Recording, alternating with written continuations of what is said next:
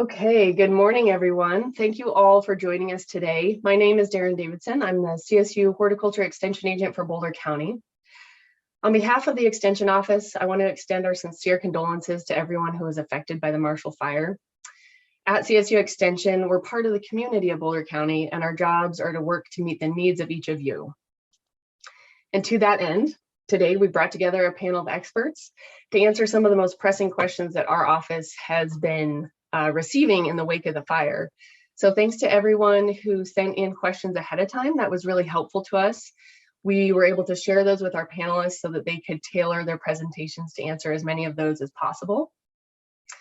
We understand that you're concerned about the safety of your soils, about the longevity of your landscape plants, and have questions about how to move forward with recreating your outdoor spaces. I will say that a lot of material is going to be covered over the next hour and a half, and we'll have about 30 minutes for questions at the end. So hopefully, if you're not familiar with Zoom, or if you are familiar, you see a Q&A box at the bottom of your screen. Feel free to type in your questions into the Q&A as you think of them, and then we'll direct those to the panelists during the question and answer portion. Just so that you know, first we're going to be covering soils. We have two speakers on soils. And then we will have, we'll be talking about turf, lawn, and irrigation. And then we'll be talking about trees and shrubs and how to assess the health of those post-fire. And then we'll be talking about landscape design. So if you have questions that you were not hitting on the topics that you were expecting yet, maybe just wait, because we are really going to cover a lot of information. So I wanted to say that Commissioner Matt Jones would have liked to have joined us today, but he was unable to, but he did pre-record some remarks, and I'm going to play those for you shortly. After we hear from Commissioner Jones, I will hop back on briefly, and I'll introduce our first speaker, and then we'll go through all of the presentations. I do want to let you know that this webinar is being recorded, and we will be posting this up on the Boulder County Extension site. We'll also have it on the Boulder County website on their resources page, and there will be a follow-up email going out. You'll receive it sometime early next week, and it'll have information on all of this, where you can find the recording so that you can review it if you missed any of it. So with that, I'm going to bring up Commissioner Jones's video and play that. Hi, everybody. Matt Jones here, Boulder County Commissioner. Sorry I couldn't be there. I'm out of town this day, but I really wanted to talk to you about this event. It's a needed event. I live in Louisville. My wife and I and our soon to be 22-year-old black cat were evacuated, and we're back, of course, now having to replace our insulation. And I'm wondering a little bit about the soil myself, and in the ash that was deposited in our neighborhood. We're not too far from where the fire ended, thankfully. And to those of you who lost a home, my biggest condolences. We're going to do everything we can to get you back going. We just, as of this recording yesterday, approved the contract for the debris removal and intergovernmental agreement, and the also oversight agreement, separate contractor, make sure it's done right.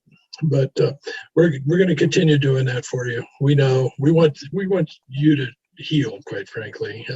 We know how difficult it must be.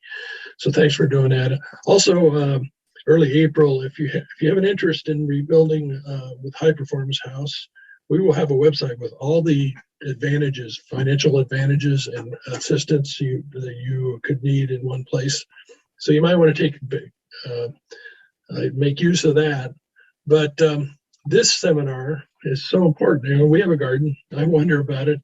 I'm not so worried about the yard personally, and the ash, and we're having to clean out of the house some, but the garden, I just didn't know. And so it's great we're doing this. And because of the unprecedented nature of the event, there's really little readily available information about urban landscapes and post-wildfire, unlike what you might get in the mountain forest communities. Also, CSU Extension, you should probably know this, Boulder County is a community resource, and it's science-based, which is so important, providing information on things such as horticulture, yard, garden, etc. And they've brought together a great panel of experts to talk to you about the issues and help address the common questions that are being asked as people are looking ahead to rehabilitate the landscapes and trying to bring beauty and normality back to their lives. And I'll close by just saying I used to do wildland firefighting. I never thought my community would be at risk, and it was. But it's great the extension is stepping up to help give us this information so that it's another facet of coming back, and I hope we come back stronger. And thanks for being part of that.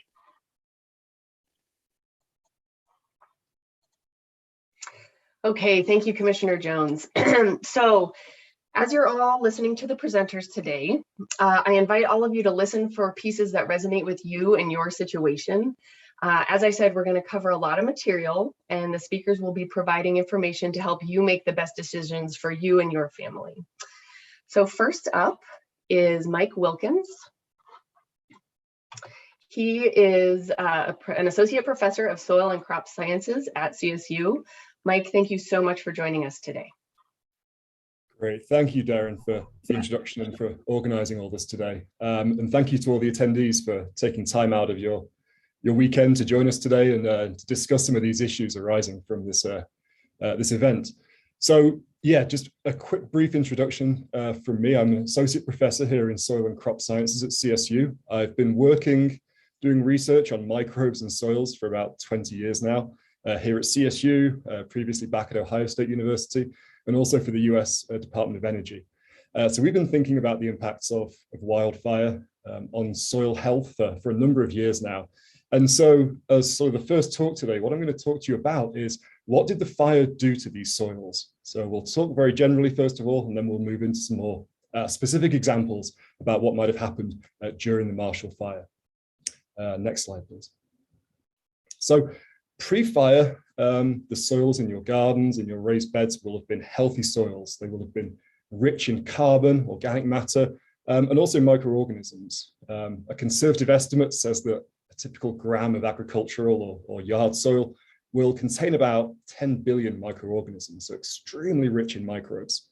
And this carbon, these microbes, they help to bind soil particles together. And so you get formed what are called soil aggregates. And these help to retain moisture in the soil. And all these different processes contribute to a sort of a healthy soil. Next, please. And so if you took a handful of soil before the fire, you might have seen it with this sort of texture where you have these sort of clumped aggregates together. And again, that's the carbon, the microbes helping to bind soil particles together, retain moisture, and just contribute to this overall sort of healthy matrix where you can grow your lawn turf, you can grow your vegetables, et cetera, et cetera. Next slide, please. So how does fire change these soil properties? So what we'll talk about now are some of the general effects of wildfire as it moves through your soil. First of all, fire combusts organic material. And so for the sake of an example, we'll talk about vegetation. So obviously when we saw fires in the Cameron Peak burn scar or in the East Troublesome burn scar back in 2020, those fires are burning vegetation, coniferous trees.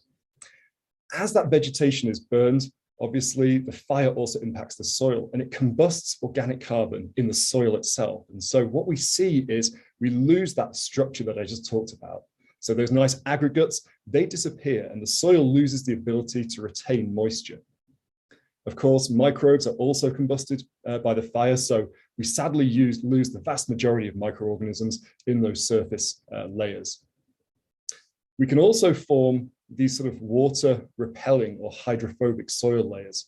And of course, this has implications for erosion. If you have rainfall post-fire, you may notice that the water isn't able to infiltrate into the ground and instead will run over the surface and drive erosion. And then probably what I suspect many of you are concerned about today is the formation of ash deposits as well. Next, please. So this is just a nice little schematic here highlighting those processes I've talked about. We have the pre-fire sort of healthy ecosystem. During fire, we see combustion of that surface vegetation and also combustion of material in those surface soil layers, the formation of that water repelling surface layer. And then of course, there's that increased risk for erosion and flooding after fire due to the inability of water to move into the soil itself. Next, please. And again, this is just a graphic here, just highlighting something that you may have seen already.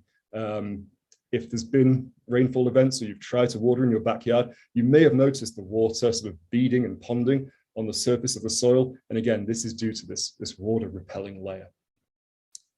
Next, please. So as I mentioned, I suspect many of you today, and we heard this from the commissioner, are concerned about the ash deposits that are formed during wildfire, and particularly during the Marshall fires. So now we'll talk about this in a little bit more detail. Next, please. So let's just briefly talk about what actually ash is composed of. And it's really four main fractions. So we have an organic fraction. So as leaves and vegetation and grasses are burned, some of them aren't combusted completely. And so we may get this residual organic fraction that's formed from vegetation. There are a lot of chemicals, silicates, carbonates, sulfates that are present within vegetation. And this is the inorganic fraction that's left behind after the vegetation has been combusted. We also typically see within ash an actual mineral fraction from the soils themselves. And then there's also the role of additional chemicals that are present in the environment. And again, this isn't such a concern when we see wildfires occurring in mountain forests, but as we'll get to, this is obviously a much bigger concern within the Marshall fire burn scar. Next, please. So hopefully initially sort of put in your mind the idea that ash is not as simple as it could be. There's some complexity here. And so you may have seen different color ash on the ground. Where the fire burned at lower temperatures, we see less combustion of that organic material, and that produces a darker ash. In areas where the fire burned much more intensely, that burns away a lot of that organic material and leaves that inorganic fraction. So remember the silicates, the carbonates, the sulfates, that's like calcium, magnesium, and sodium. And you'll see whiter ash deposits in those regions. So again, just to highlight the importance of temperature on changing the composition of ash during these events. Next slide, please. I've tried not to include sort of too much complicated data or figures here, but this is just a figure that really highlights the role of temperature in changing the composition of the ash that you see on the ground. And so here we're just looking at the different combustion temperatures going from 0 to 2000 degrees Celsius.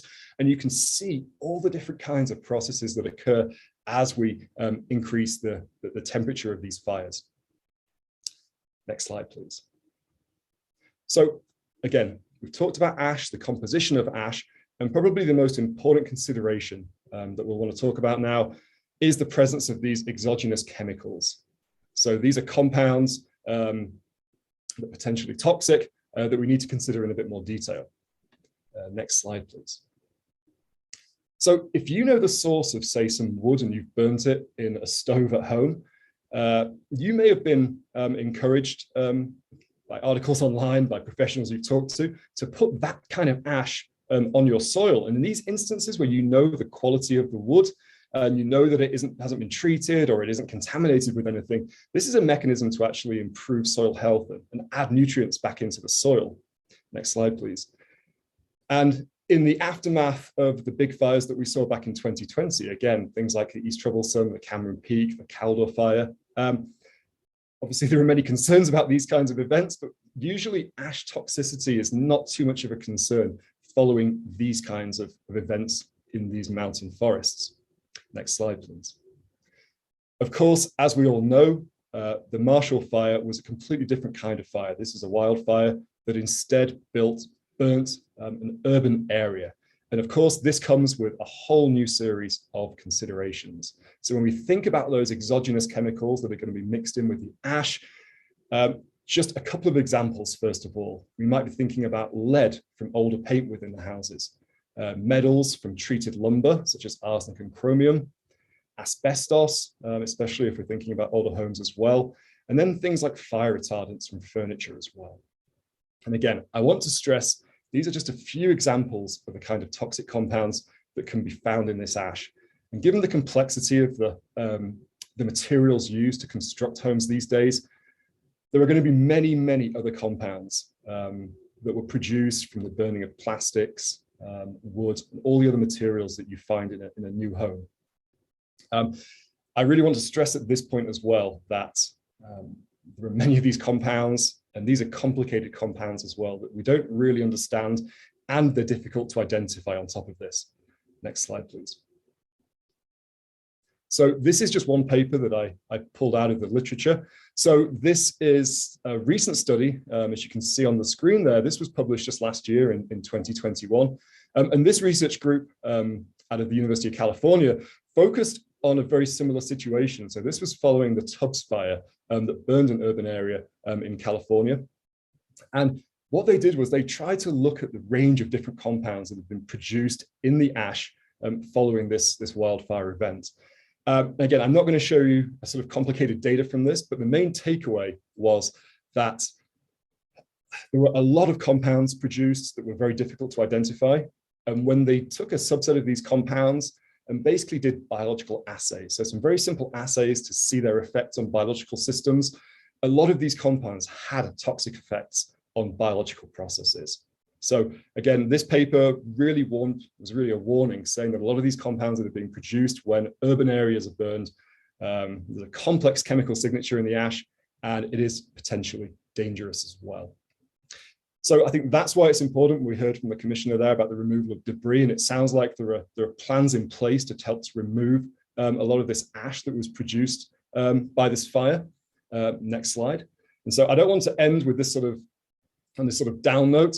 What I would like to highlight is that this ash will be hopefully removed. And at that point, we can start thinking about how to restore that soil health, how to restore the microbes that are there, the carbon, how to get it to retain moisture. And so a very simple and effective mechanism is to add organic material back onto the soil that was impacted. And so obviously mulching is just one example of that. This provides food to microbes. Like I say, it helps to retain the moisture. And it helps to modulate soil temperatures as well. So as we go into the summer, our soils don't get baked, and we have problems with that. So for the last slide here, I just want to sort of summarize briefly the topics I've covered here and just sort of come up with some takeaway points. So next slide, please. So first of all, the fire that burned through your neighborhoods will have dramatically altered the structure and the chemistry of those surface soils. We will have seen the loss of that useful organic carbon. We'll have lost a lot of microbes in that surface soil. And like I say, we'll have lost that structure. The soil will seem a lot sandier, and we won't see that sort of those clumped aggregates like we saw at the start of this presentation. As I mentioned, the ash from this fire is problematic just because of the nature of the material that burned. It almost certainly contains a lot of unknown compounds beyond sort of the simple ones that I highlighted in this presentation, like metals. There are likely a lot of unknown, more complicated compounds, many of which may be toxic. So I'd like to stress, if you are working with this ash or handling it, please be careful, wear gloves, masks, etc. And of course, as we sort of look forward and try to establish healthy soils for re-establishing lawns or growing vegetables and fruits, this ash will likely need to be remediated or removed before we can do things like adding mulch and trying to restore the soil health in your neighborhoods. So like I say, I just wanted to start things off today with a sort of a brief summary about what will have happened to your soil ecosystems in your neighborhood around your homes. So that's all I have for today, but hopefully that may have stimulated some questions, and I'll be more than happy to help address any arising questions later on in this seminar today. So again, thank you all for your attention, yeah, good luck moving forward. Mike, thank you so much. That was really very informative and excellent information. Up next, I'm going to do a few adjustments on my screen so that you can see full screen. I was told you can see my little control panel.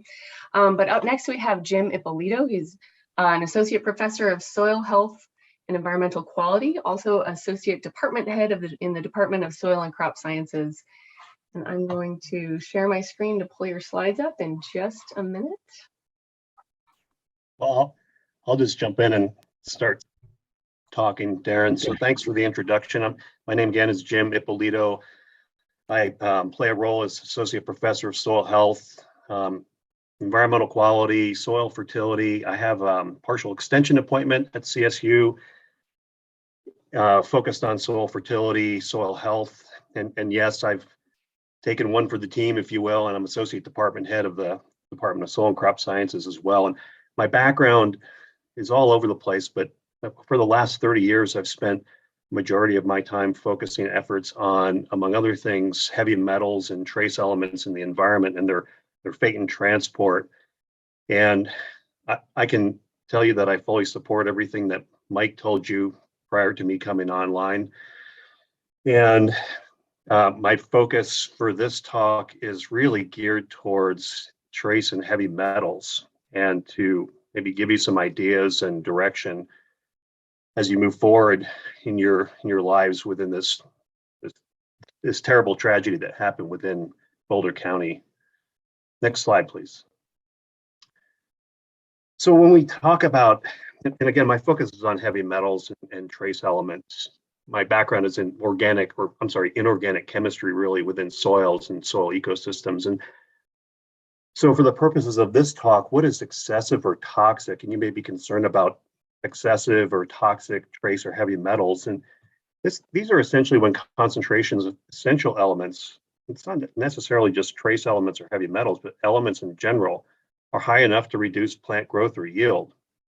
And so when I teach this to my students at Colorado State University, I tell them that when something is in excess, it could be a heavy metal, it could be a nutrient that's necessary for plant growth, that may cause imbalances in other nutrients that are taken up by plants. And that can lead to toxicity symptoms or deficiency symptoms. And it's probably really hard to see this slide or this graph down at the bottom, but it's like a quadratic effect. So if you look at this, if you can't see this graph, on the x-axis is nutrient concentration in the plant tissue. On the y-axis is relative plant yield. And you see this sort of quadratic effect where on the left-hand side, the plant is deficient. And when you increase the nutrient content or concentration in the soil, the plant yield increases up to a point where it's sufficient.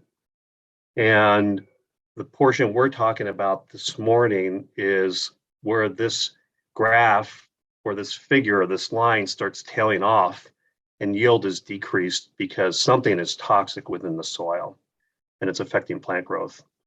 Next slide, please.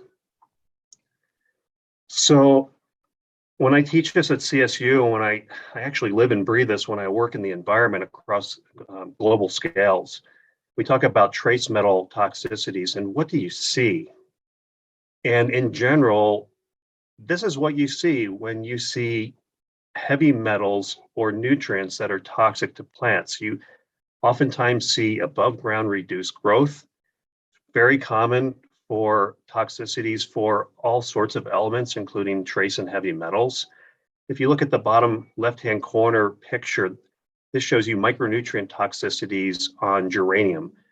Regardless of the plant, this is typically what you would see for various heavy metals or trace elements that are in toxic concentrations. You see reduced above ground plant growth. Sometimes you see deficiencies in the form of chlorosis, which is yellowing of the leaves.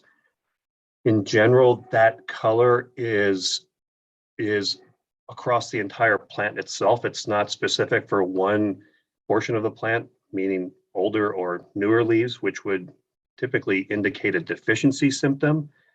And if you were to rip these plants out of the ground and look at their root system, in the bottom right-hand corner, this is what you typically would see. You would see reduced root growth.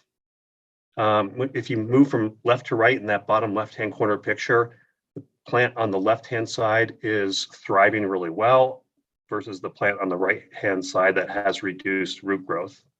And this is what you would see, and it would be reflected in above ground and below ground as well. Next slide, please. And so the effects on plants in terms of toxicity, specifically trace and heavy metal toxicities, this is what happens. This is what happens below ground. When trace or heavy metals are at a point where they become toxic to a plant, they kill the growing tip of the root. We call that the apical meristem, but it's the growing tip of the root. And this typically causes roots to be stunted, shortened. Sometimes they're darker in color. They're more brownish instead of yellowish. And the overall constituency of those below ground roots is just less roots. There's less lateral roots. There's less root growth overall. And it's reflected in both reduced below ground and above ground growth. as you see in this picture in the bottom of the slide. Next slide, please. So how would you even know if you had an issue in your soil? You certainly do not want to take a guess. And so my expert opinion would be to take a soil and have a soil test. And it really depends on the depth that you are planting a plant as to the depth that you would take a soil sample. So if you're concerned about ash, the ash is likely sitting near the soil surface, you might consider taking top 3-inch depth. If you're planting a tomato plant in the garden, you may consider the depth at which you plant that plant, or the depth at which those roots will penetrate that soil. And what you would want to do is take a soil sample and send it to a reputable laboratory. For example, the Colorado State University Soil, Water, and Plant Testing Lab, or Ward Labs, or another lab that you might have trust in. Next slide, please. So how do you determine how to take a proper soil sample? And what you would want to do, and it just depends on the size of the area that you're concerned about, but like a home, lawn, or garden, you may want to take 2 to 5 soil samples and then base that soil sampling depth on what I just described on the previous slide, and carry a bucket with you.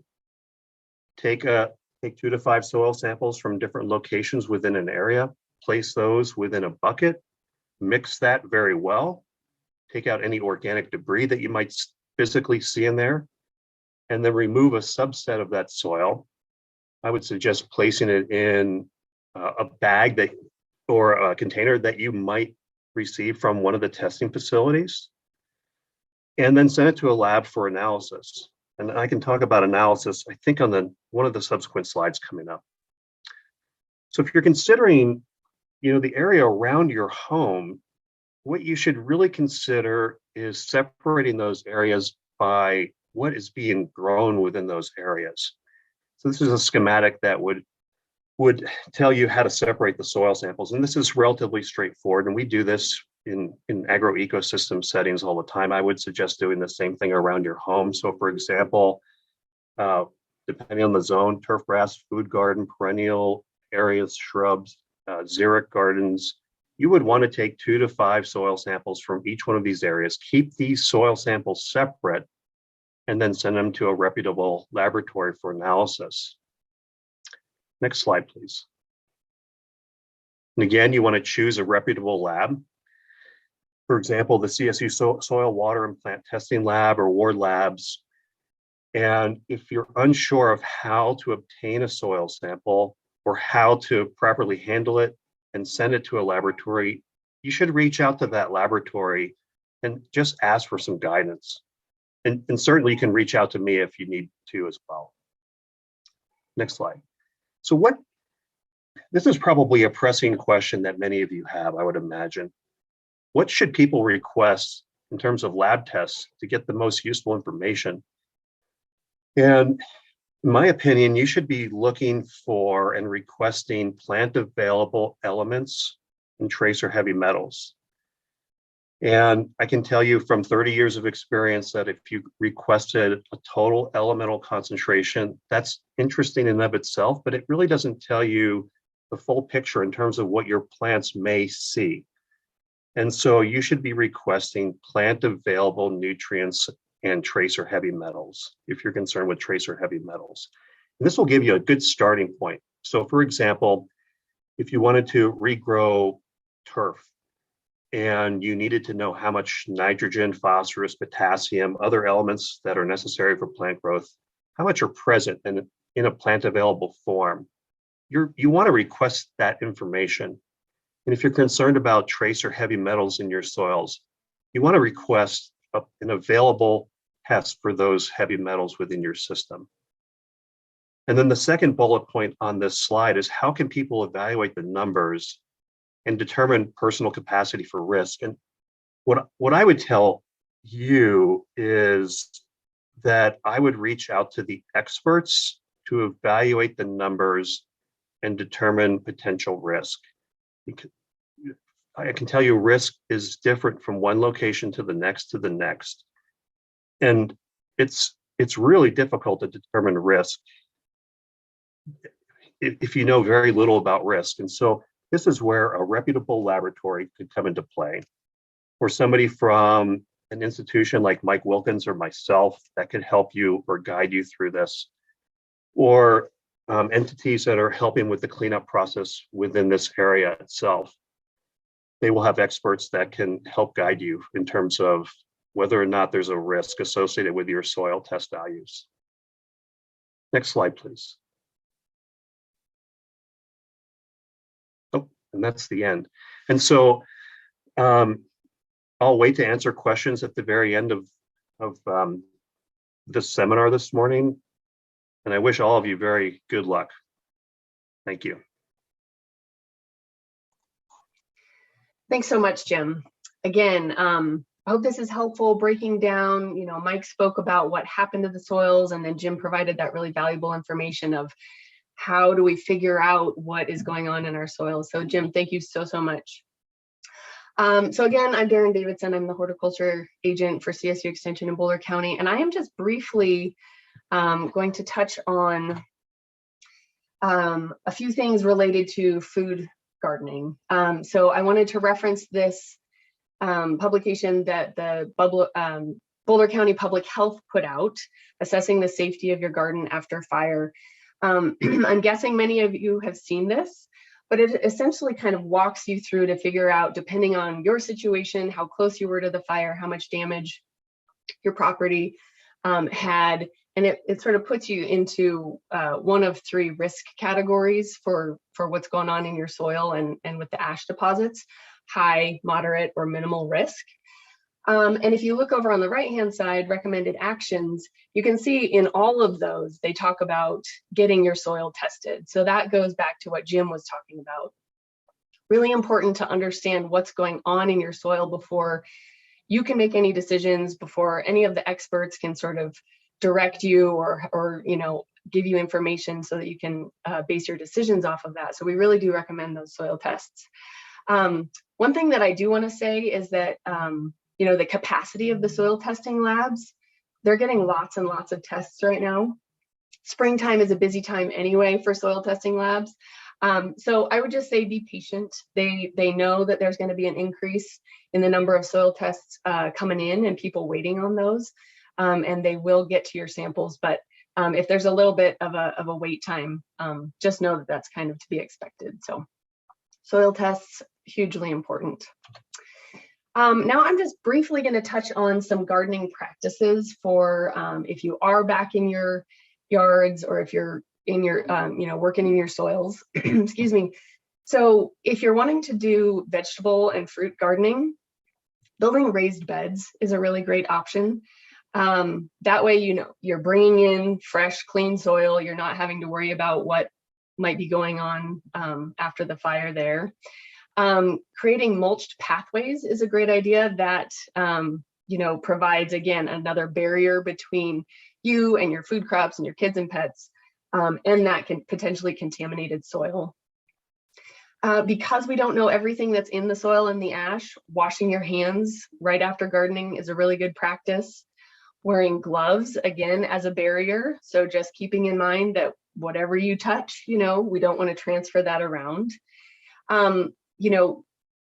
Because this fire happened in the winter, we didn't have crops, fruits, and vegetables ripening on the vine and on the trees that need to be washed or worried about in that way. But as you are starting to get your gardens going for this year, if you are, any produce that you might bring in, again, make sure you wash it really, really well using running water, because if there are still ash deposits and things are still getting turned up a bit, you want to be really careful about that.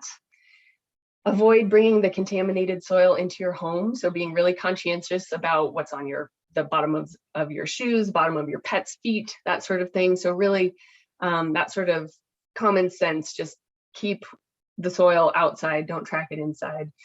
And then if you're, again, really wanting to get those vegetable gardens going again, you can look to CSU Extension resources. We have lots of tips for growing vegetables, really good. Not necessarily, I'm not necessarily speaking about what you do with vegetables after fire, but just getting those vegetable gardens growing. So we are going to send out a list of resources at the end, and we have some of that information for you. So then if you are looking to grow food, you've done your soil test, you know what's going on in your soil, you feel that because of your location and proximity to the fire that your risk is low as far as toxins and contaminants in the soil, and you do decide to grow vegetables this year, just quickly want to go through some that are the least likely to bioaccumulate those toxins or more likely. So fruiting plants are least likely to bioaccumulate those toxins. So things like tomatoes, squash, apple trees, and berries. So if they produce a fruit, the risk is going to be much lower. Root and tuber crops are more likely to bioaccumulate. So those things that are sitting and growing right down in the soil, like carrots, potatoes, and onions. So again, gathering all the information you can, figuring out your risk situation, and then choosing the plants accordingly. Now, if you're doing leafy greens and you have vegetables with large outer leaves, those are definitely going to need additional washing, particularly if you're planting right in existing soil. Again, there are a lot of you that, perhaps you have minimal ash deposits or hardly any at all. Still, because you're in the proximity, it's a good idea to take extra care to wash that produce, especially because these leafy greens are right down by the soil and you're putting those directly into your system. So fruiting plants, least likely to bioaccumulate, root and tuber crops, more risk, and then leafy greens and vegetables. Just really make sure you wash those thoroughly.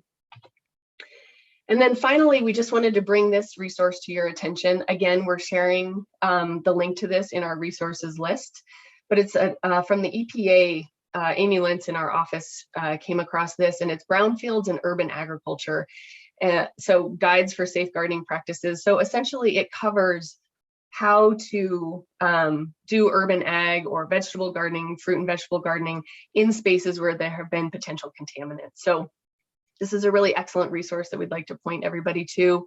You can Google it. I think it may have been shared in the chat. And again, we're also going to list that in our resources, so you can get a lot more information there. And so with that, I'd like to bring on Tony Koski. He's a professor of turfgrass sciences at CSU. He's also the interim department head for the Department of Horticulture and Landscape Architecture at CSU. And I'm going to stop sharing my slides, and Tony will start sharing his. Thanks, Tony. Welcome, everyone. Thanks, Darren. I've been answering a few questions in the chat for some of you, if you're wondering who was answering your long questions. I'm the Extension Turf Specialist at CSU. I'm in the Department of Horticulture and Landscape Architecture. Been here about 34 years, July 1. So see lots of stuff, but this kind of stuff I haven't seen very much of. So a lot of this is uncharted territory. I want to start out talking a little bit about just how grasses respond to burning, and actually in most cases fire and grass is kind of a good mix. This shows a picture of a golf course where the native grass area is being intentionally burned. When I was an undergraduate, I restored tall grass prairie back in Illinois, and a routine practice on those prairie reclamations was to burn them every couple of years, and to releases nutrients, as you've already learned. Helps the soil warm up, removes a lot of debris. So there's a lot of benefits that grasses gain from burning.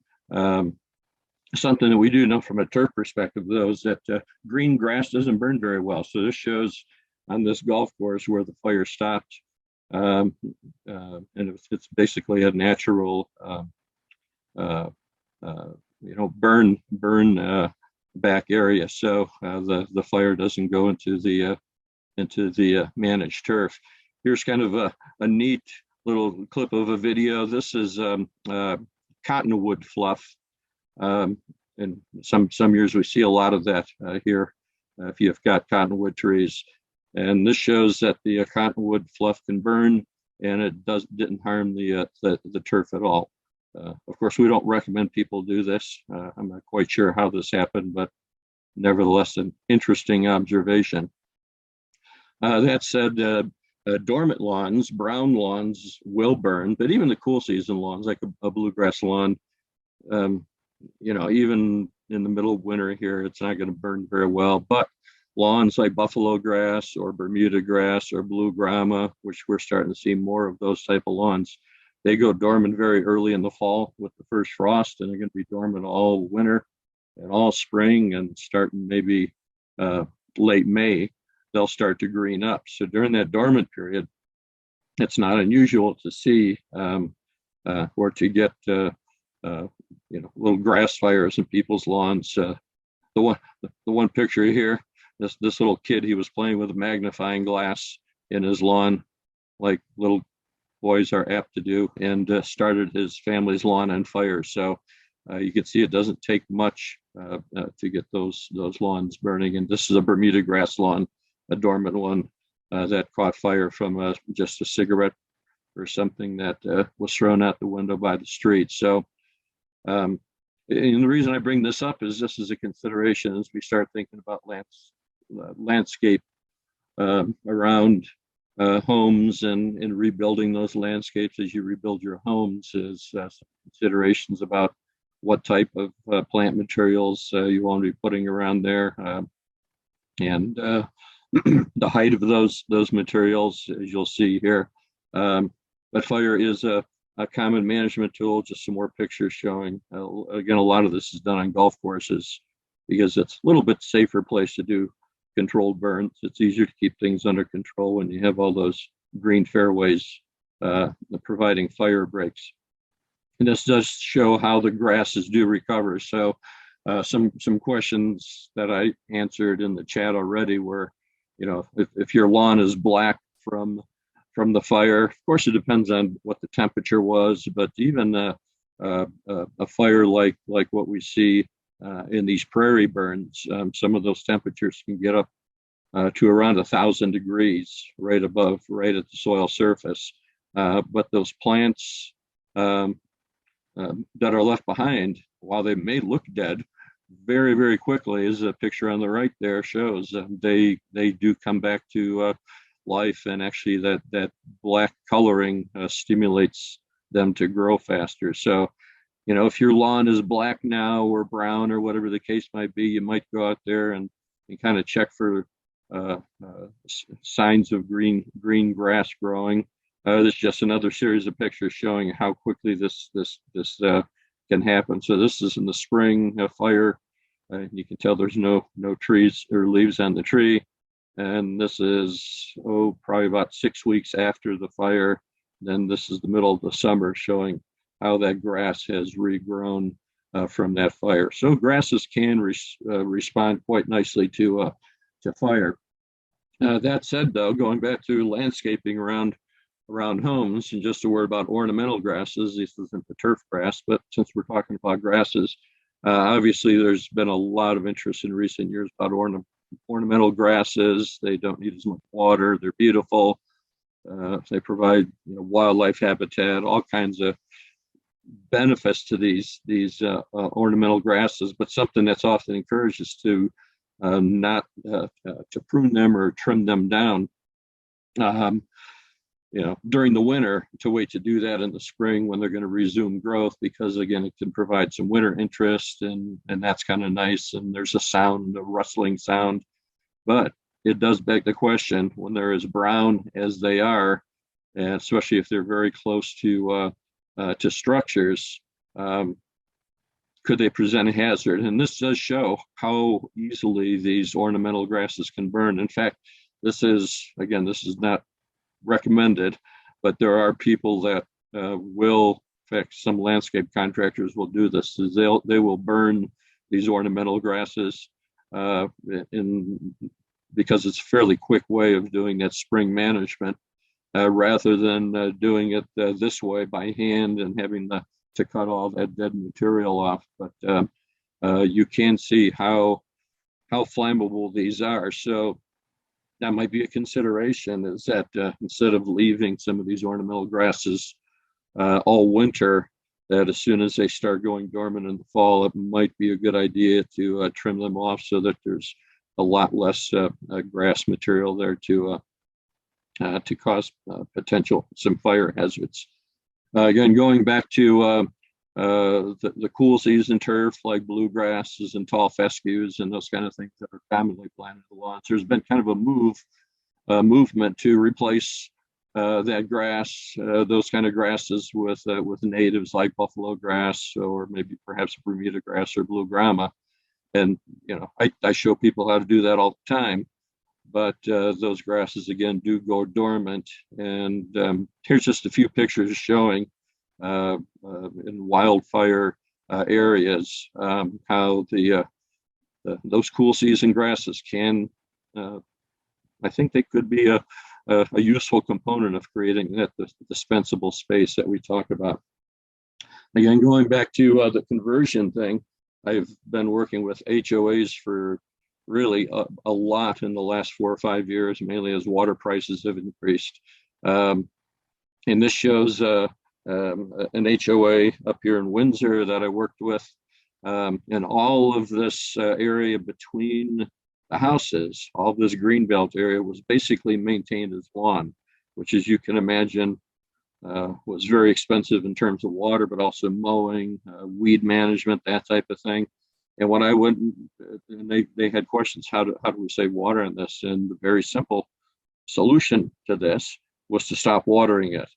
So in their first year, they saved 24 million gallons of water. They didn't have to assess the residents for the increasing water costs. They didn't add an additional water tap, which they were going to have to add.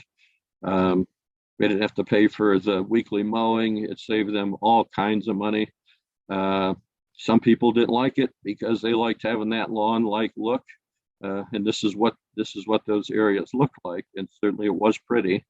But then after they stopped watering it, this is what it looked like. So the idea is, or the question is it better to irrigate these and mow them short, or is it better to not water them and let them kind of grow wild and native? And I think you can see, and I don't have the right answer here, but I think you could see that probably that is going to be less likely to burn than something like this. So I think these are important questions to ask. I won't profess to know the answers to them, but I just present them as something to think about. Getting back to the lawn question, there were quite a few questions. I didn't even get through all of them in the chat about what happens to that ash when it's on a lawn. And this top picture is a lawn that's been covered with ash, and that turf will grow through that ash. And in fact, we've seen the same thing with floods. You can get 1 or 2 inches of soil covering a lawn. We see this on golf courses a lot, and it'll grow through a couple inches of silt and mud. Grass is pretty remarkable in that way. So the question people had is my lawn safe to walk on? And, not knowing the exact chemical composition of ash because of all the electronics and plastics and roofing and all that type of stuff that contributed to the ash, I don't feel like I'm qualified to say this is safe or not safe. Certainly if it's just ash from wood burning, there should not be a concern from a human perspective. But perhaps getting it tested might be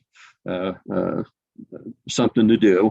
But something I would say, and we know, again, turf and lawns are really good at this, is that as they grow, they're going to create a buffer and they're going to cover this stuff up. It's going to become part of the root zone.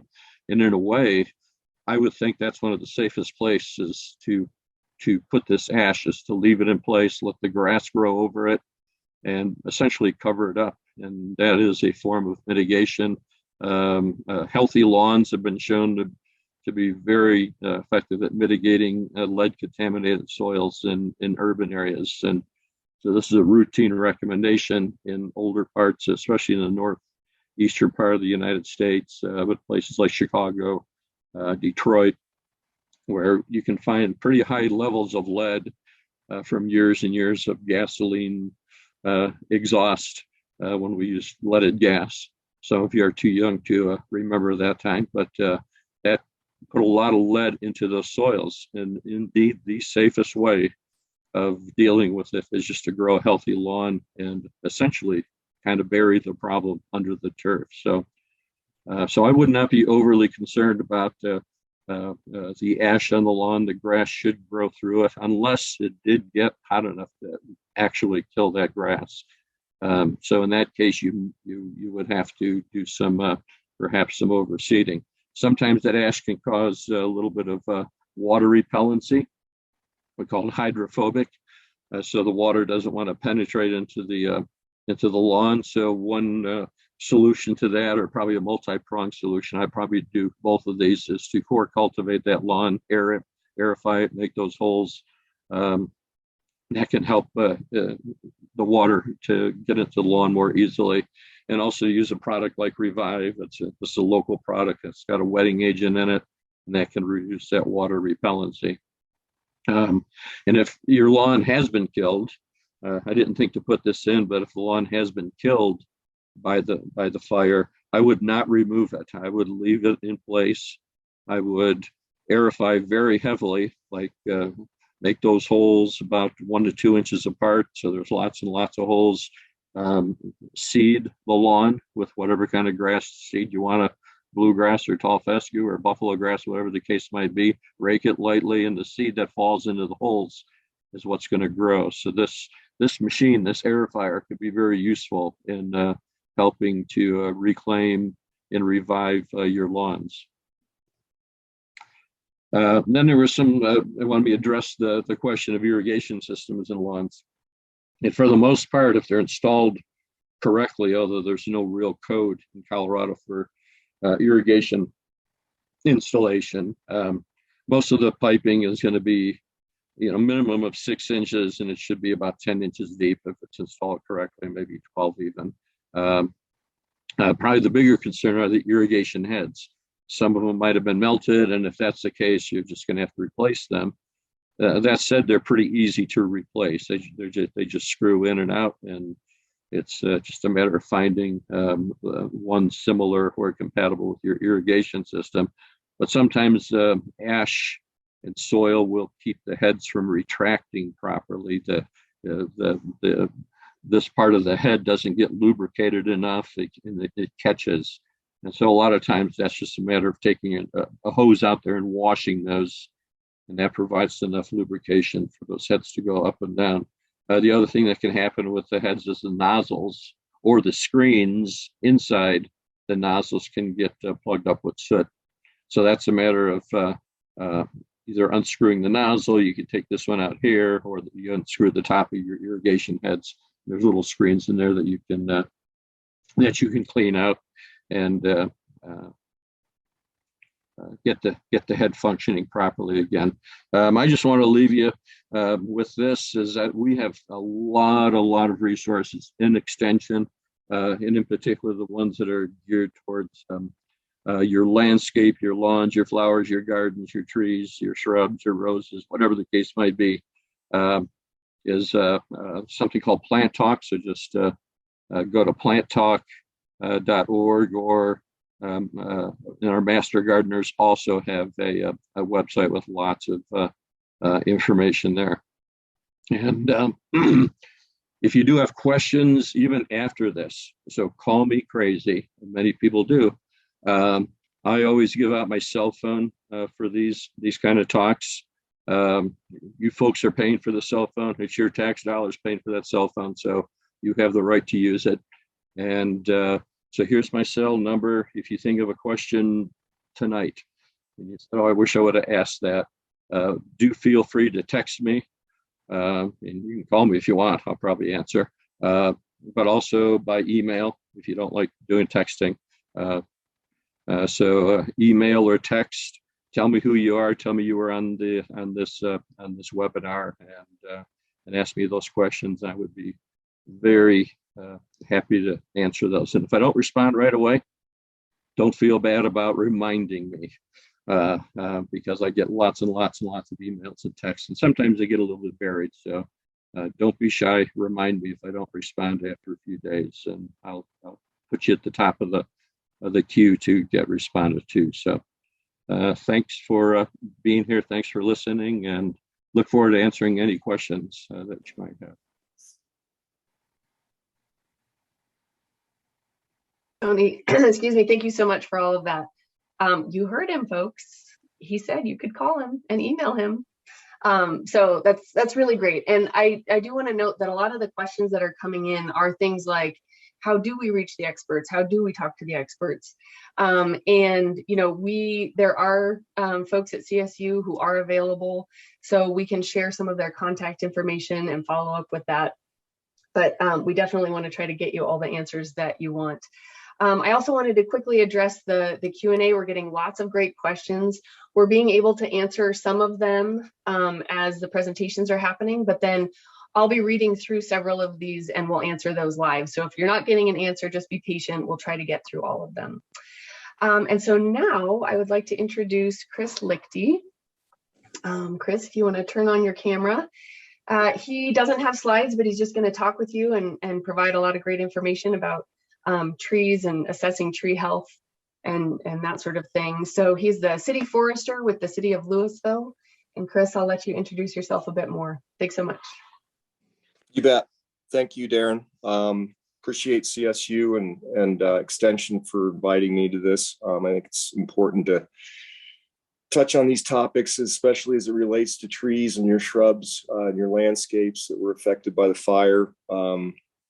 First off, I apologize for not having accompanying slides. Just been super busy, as you can imagine, dealing with the aftermath of the devastating fire in both Louisville and Superior. I've been doing a lot of tree and shrub consultations in Louisville to those folks that were affected. The city obviously has taken, has got some damage, but I think obviously the large majority of damage was done on private property. So in that realm, obviously the first step is assessing, the damage to both your trees and your shrubs, and trying to determine if the trees and shrubs are going to survive. What it really comes down to is the extent and the amount of cambium damage to the plants, which cambium is just the very thin layer of cells right underneath the bark, whether it's a shrub or a tree. And really what I've been seeing is some pretty varying results. Obviously, it's pretty easy to tell if the tree is completely damaged to the point where it's not going to survive, and that certainly is the case in the majority of trees and shrubs. But I am finding some that didn't suffer as much damage, and I think at that point you just really need to assess kind of the percentage of cambium that is going to still be living, and also the extent of that damage up through the canopy of the tree. And also, one thing to consider too is that the fire did affect roots in varying different degrees, so you need to kind of try to figure out that too. And sometimes, obviously, that's tough to do when you can't necessarily see the damage because the roots are in the ground. But that's kind of what the process I go through with folks when we're looking at these trees. So in considering that, obviously, trees and shrubs have differing thicknesses of bark, and if a tree, for instance, like a cottonwood tree versus a honey locust tree, a cottonwood tree has a much thicker bark on the outside to protect it from these sorts of events, which they actually do in nature. And then, compared to a honey locust tree, it's honey locusts have very thin bark, so they're not able to withstand the fire as much as a thicker bark tree. So that's one consideration certainly to take into account. But you definitely want to consult a certified arborist or somebody that's trained in looking at those sorts of damage. I'm available, in the city of Louisville to do that. And I have been doing a lot of that sort of stuff, and I'm sure that it'll probably continue. So you can feel free to contact my office. My information is on the city's website, and I'm pretty easy to get a hold of, either voice or email. And we can schedule time to do that sort of stuff.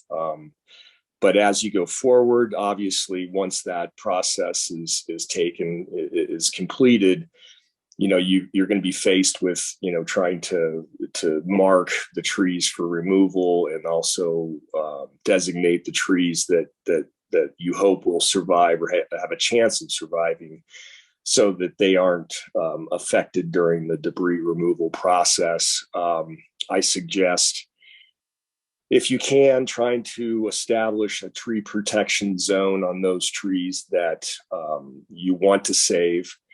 And it can be as simple as just putting some temporary stakes in the ground, typically out to the drip line if you can. And then, using some sort of flagging or caution tape to kind of designate the area that you don't want to have disturbed, during the removal, the debris removal process, and in the resulting construction.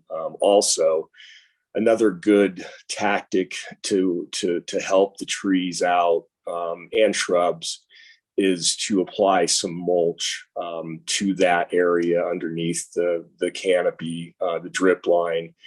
And I typically say 2 to 3 inches of wood mulch works well. There's a couple advantages to doing that. One is it's going to preserve any sort of soil moisture that is present in the soil, which will help maintain root growth.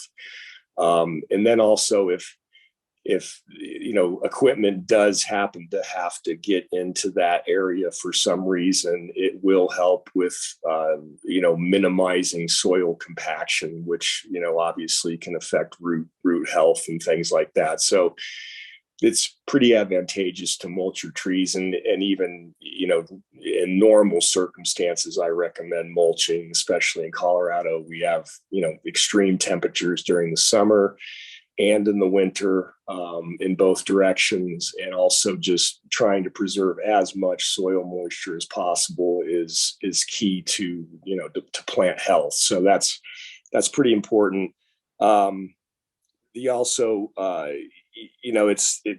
It really, you're kind of during the removal process, there's going to be some other things to consider that might affect things, especially erosion.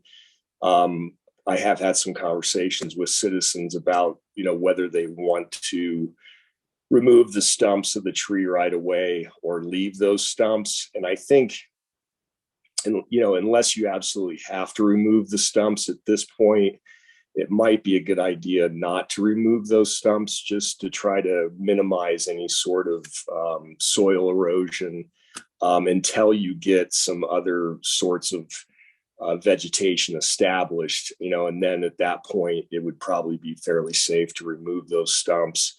Also through time, you do get a little bit of natural decay on those stumps. So, down the road, whether it's a year or 2, whatever, it's a little bit easier to remove those stumps because of, the fact that they've, started to decay a little bit.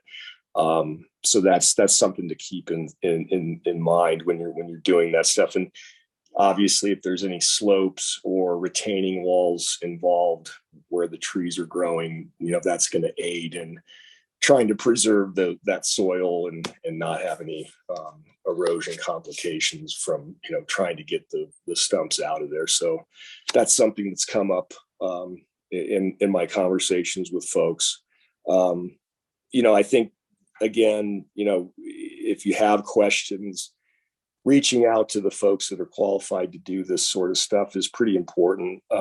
We do have a list of certified arborists that are licensed in the city, at least in Louisville, we do. And that list is available on the city's website. It's helpful to contact those folks. And I know, personally, I know a lot of companies that have been involved in that process. And then, like I say, I'm available too. And it gives you some assurance that at least, the folks that are qualified to look at those sorts of things are being used. It's going to be pretty devastating. We've definitely lost a lot of trees in the city. I think, it's going to be a long process, obviously, to go through the removal process, the preservation process, and then trying to, figure out what type of trees and locations and whatnot to replant. So I think this process is going to be a long-term process.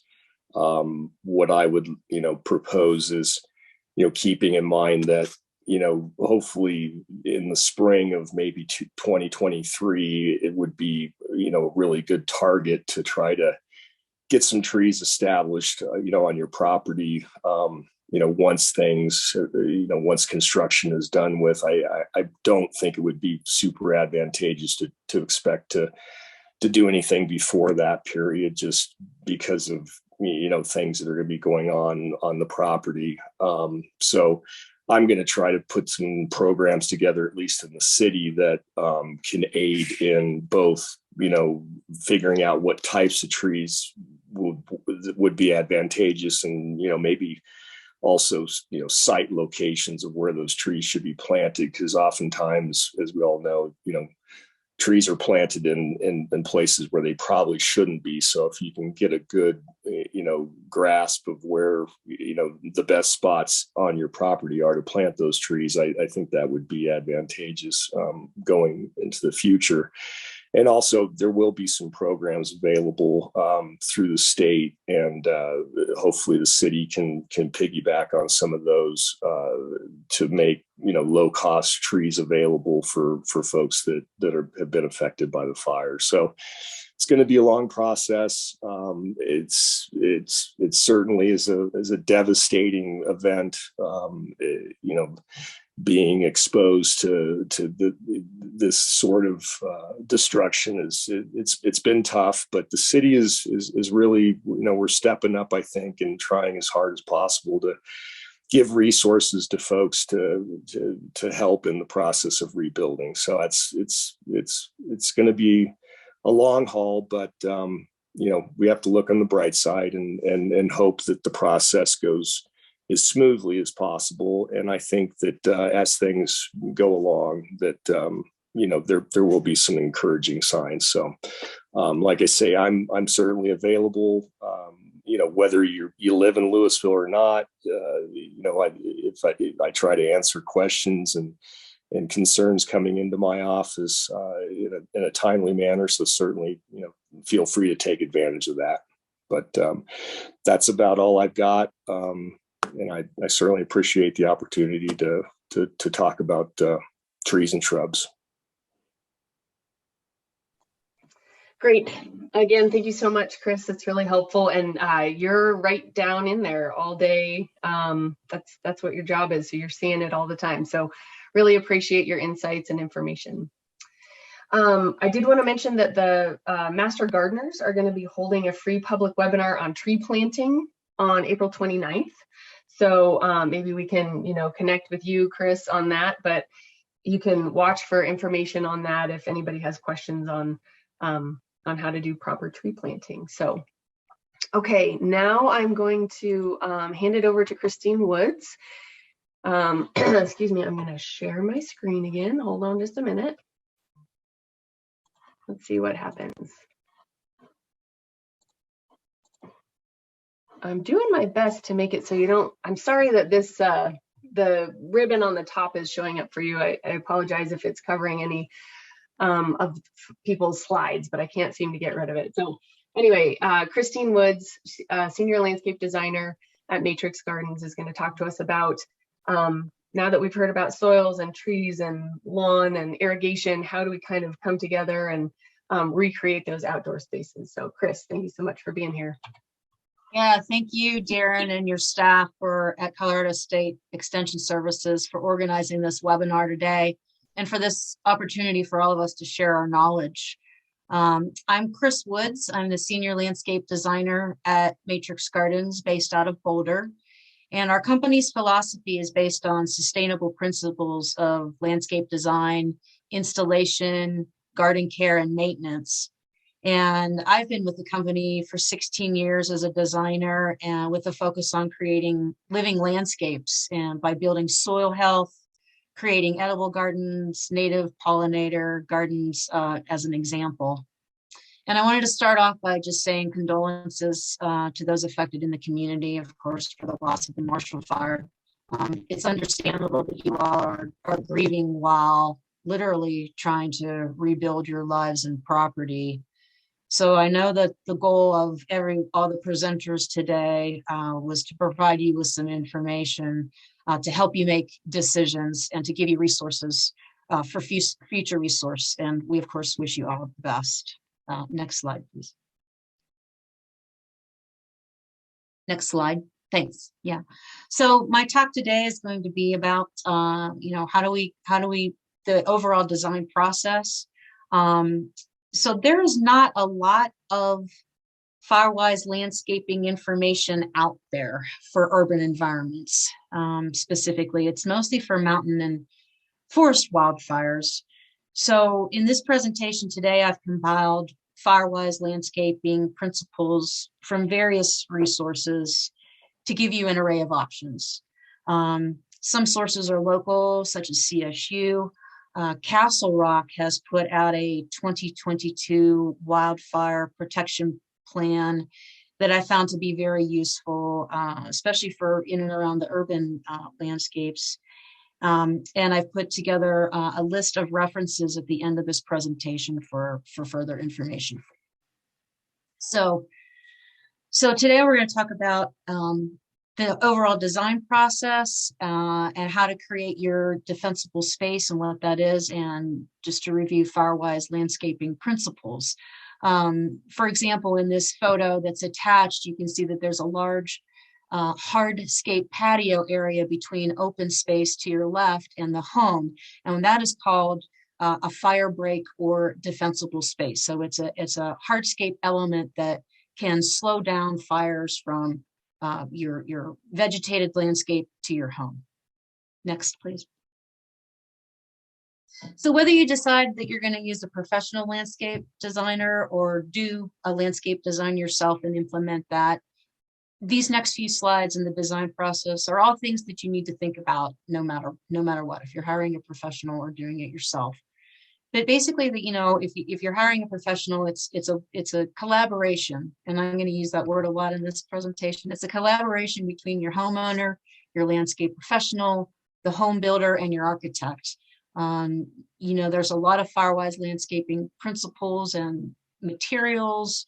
You might need to be looking for permits and HOA requirements, and your professionals can help you do that. We'll talk in future slides about defensible space, and right next to your house, you're going to want to have hardscaping materials rather than something that's flammable, of course. So your professionals can be talking to you about options for walkways and driveways and your hardscaping materials. So water is really important in our state and Front Range. So keeping that roof water on your property is something that you should really be considering. It's important also to be looking at your grading and your drainage so that water doesn't come into your home. But it's also important to look at your gutters and your downspouts to keep that roof water on your property. You own the water that's on that roof, and you are legally allowed to keep that water on your property. So, thinking of ways that you can use that water into your gardens is something to be thinking about. And the last point being that, you've got an opportunity to create maybe some front yard gardens with those front yard downspouts and diverting that water into those gardens rather than down your driveway and into the streets. So, next slide. So your overall goals, if when you're designing, is you want to look at what your overall goals are. What are your needs? What's your style? Is there sun or shade that you need to keep, or shade that you want to create? How you'll use the space for entertaining and playing. Maybe you want to have some meditation areas. Maintenance level is really important, especially when you're talking about Firewise landscaping, which we'll get more into. Your professionals can talk to you about the design process and the fees, of course, associated with that.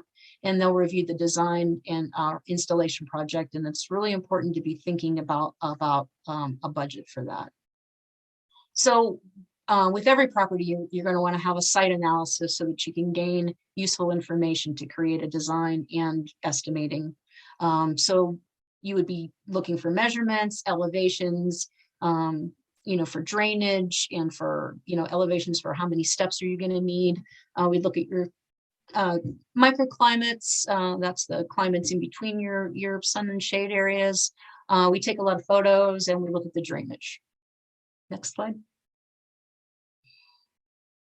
So what you as a homeowner would need to provide is what's called an improvement location certificate, or a plot plan, meaning that's it's a survey of where your house sits on your property and your property lines. If your house isn't built yet, perhaps architectural drawings of the proposed house could help creating your landscape design as well. If you can supply any type of ideas via photos or books, that's really helpful. If you have an HOA, we would need your specifications. Again, we'd be helping you with a budget range. And it's important to know what your insurance guidelines are, I think, in case of future claims. And so it's really important also in the process of keeping an open communication, of course, with your professionals and within your household.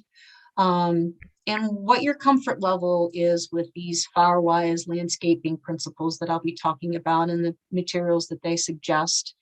And think about your style of gardening too. Are you passionate about, sustainable landscaping and creating wildlife and possible pollinator habitat gardens? Next. So it's important to note that every professional has a different design process, but the basic outcome will be that they're going to provide you with a master design plan, which includes all of your specific plant elements and your hardscape elements. They'll be supplying you with an estimate for the installation. You'll sign a contract, and then you'll get on their installation schedule. Next. All right, so how do you create a more fire resistant? The bones of this topic, of this conversation, right? And I would say, educating yourself and your neighbors about what defensible space is and what Firewise landscaping principles are is super important. And I'm going to talk about collaborating with neighbors a lot. And for example, some of the Firewise landscaping principles might be opposite of what your passion and your ethics are. So it's important to discuss what your comfort level is versus weighing your risks versus your ethics. And what I mean by that is to think about what you're passionate about. If you're passionate about pollinator gardens and leaving those ornamental grasses up for the winter for the birds and for winter interest, some of the Firewise landscaping principles might say the opposite. So it's important to know your comfort level when you're making these decisions about your landscape design. Next. So again, collaborating with your neighbors is really important, I think, to talk about defensible space. When you're talking about small urban lots, we're talking about possibly 10 feet or less space between the homes, which is not a lot of space to create a defensible space of around the connecting properties. So you may want to collaborate with your neighbors, for example, to say, hey, we can't both have shade trees on our property line. Maybe we should share a tree location and for privacy or shade. It's also maybe an opportunity right now to think about cohesive connecting front yard gardens. And what I mean by that is, a lot of you experienced consecutive yards that burned in the neighborhoods. And it's an opportunity to maybe look at those connecting spaces to create, pollinator habitat. Especially in the front yards where, a lot of you have, there'll be a driveway and then a piece of grass and then your neighbor's piece of grass and their driveway. I'm talking about that area in between the two driveways that connect the houses that, you could be diverting that downspout water to those gardens for supplemental water and creating these consecutive, cohesive habitat gardens. Something to look forward to bringing, life back into the landscape. And you'll see in this image right here as an example of, there's some hardscape and hard space with the walkway and the boulders in there that gives you a little bit of separation between some of the gardens. And I'll go into this a little further in the presentation, but that can help. That's called a fire break, to have those hardscapes in there, because that can slow the flow of the fire. Next slide, please. So what is defensible space?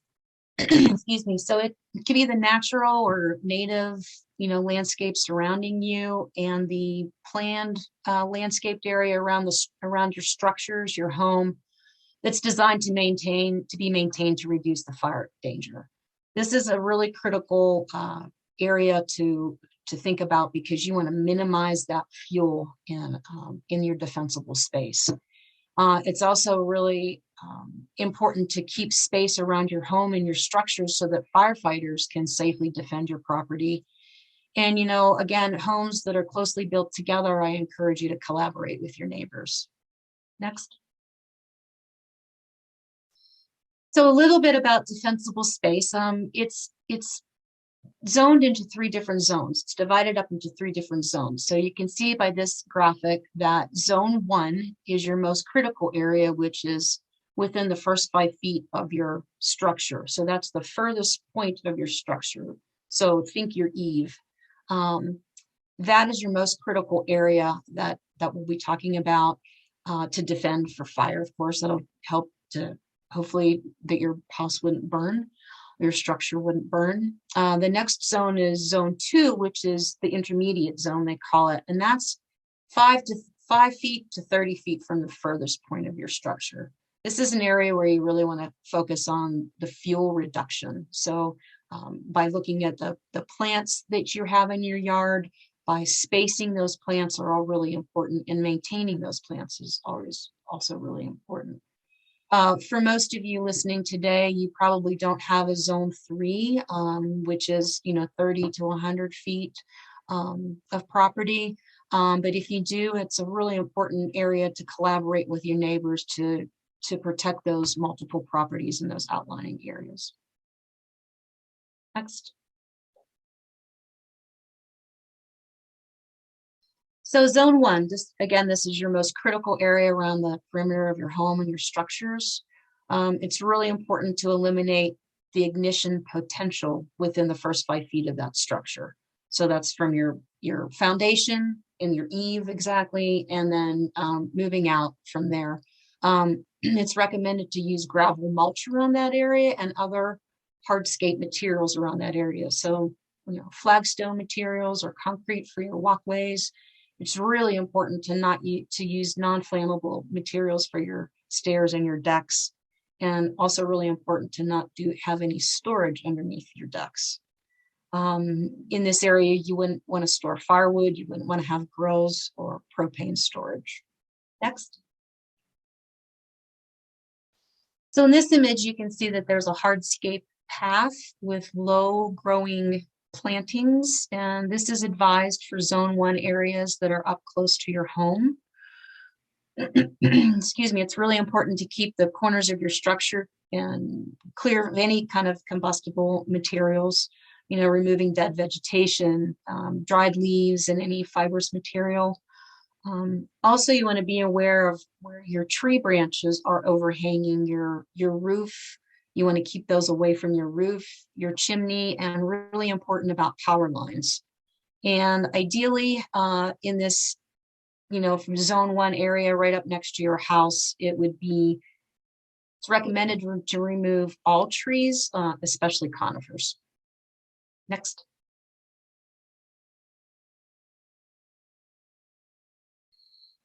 So also in zone 1, it's really important that this is your most fire resistant plant usage. So that would be low growing ground covers such as succulents.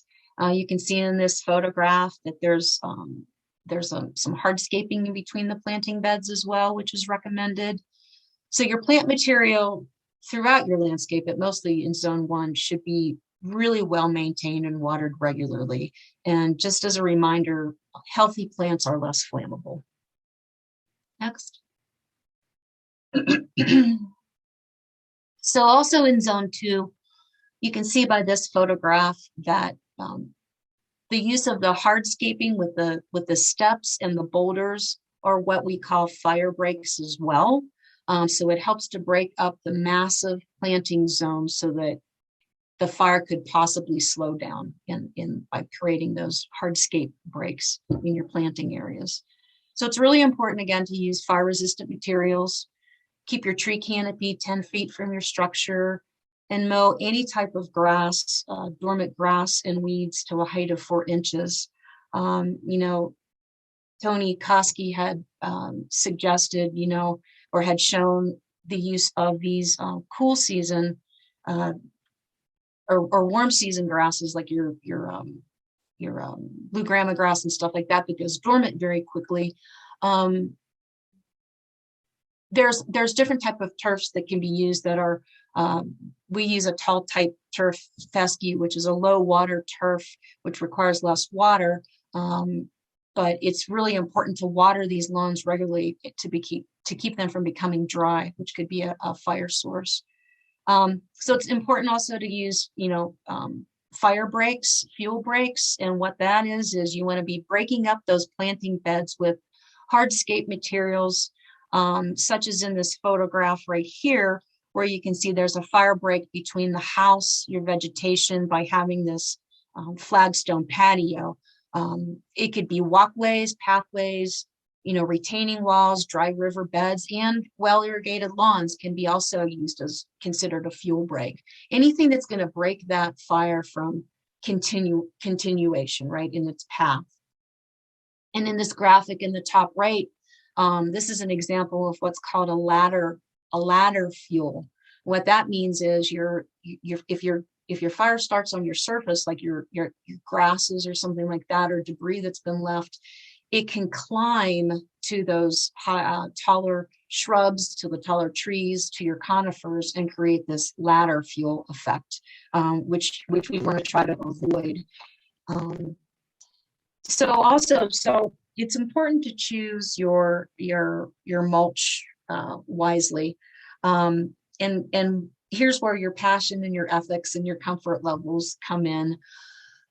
Those of you who want to build soil health and believe that using bark mulch is really important for soil health, the Firewise landscaping principles recommend using gravel mulch in your planting beds. So again, you're going to have to make some choices as you implement your new landscape for what your comfort level is versus your ethics and your passion. Next.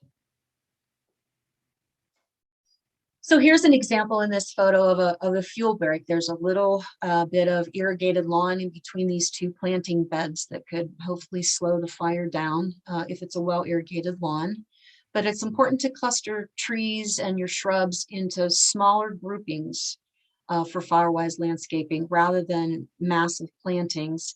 And as the graphic before showed about the ladder fuels, it would help to break up that fire from moving up into the upper canopy of the trees.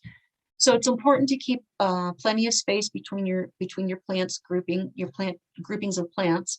And also, it's okay to use a combination of deciduous and conifer trees. Conifers have a high resin content, and statistics aren't saying that that you shouldn't use conifers. You just need to really think about where you're going to be placing those plants. And deciduous trees are less likely to burn due to a high water content. So last, here's zone 3. Most of you probably aren't in that zone 3 because of the size of your properties, but it's really important if you are in that area. This is probably an area that's not going to be receive any type of supplemental irrigation during the growing season. So it's important to note that those weeds and grasses around those big properties are probably going to be highly flammable. So it's important, again, to collaborate with your neighbors on how to protect this problems. And lastly, here's some nice slides of some plants that you could be using in your landscape. Most of you are familiar with the common lilac, and yes, that is a firewise shrub that could be used. CU Extension actually has a great amount of firewise plant material fact sheets, which is also included in the references page at the end. So these are some examples of some shrubs you can use. Most of these are native, except for the common lilac. Next. And there's also some examples of trees that are firewise landscape wise. In this photo right here, you can see this is our native big tooth maple, which is gorgeous. There's the extension website has a huge amount of trees and shrubs that you can be using. So I encourage you to look at that. So in conclusion, I just want to say real quickly a few of these, a few of these principles that you really want to be thinking about is using fire resistant materials. It's really important to keep your irrigation systems maintained and your emergency water supply available. And by that, I mean, I've read statistics that say that you should maybe keep your garden hose next to your hose bibs in case there's a grass fire that you could possibly, put out. Next. It's also important to keep the plant health. Plant health and maintenance is very important to reduce fire ignition potential. So keeping that dormant grass mowed down, the weeds, keeping your plants healthy.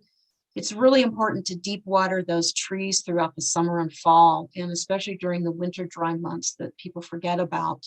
The trees are the most valued plant material on your property because it's very hard to replace mature trees. And they supply so much more. And of course, it's important not to dump any plant debris into adjacent wildlands or vacant lots. Next. It's important to maintain those trees and your shrubs by pruning out the dead and dying branches. That's really important for firewise landscaping. Removing those branches from your structures and power lines. And also plant placement is very important for throughout the firewise landscaping.